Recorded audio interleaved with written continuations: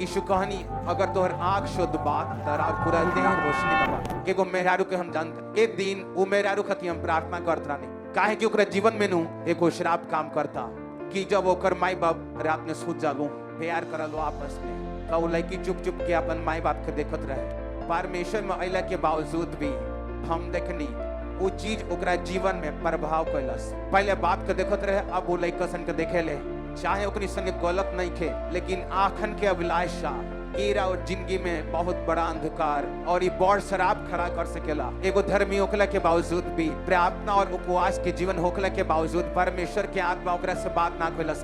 काहे इहे गुप्त पाप के कारण जोन घर से शुरू भइल अब बहरियो बा जबकि मसीह में आइला के बाद राव शराब खत्म हो जाला। लेकिन अगर रवा के मालूम हो कि हम ये पाप कैले बानी अब खुदावन से माफी मांगे बा और ये दोसर फिर रवा दोबारा से आँखन के अभिलाषा के अनुसार रवा ना चले।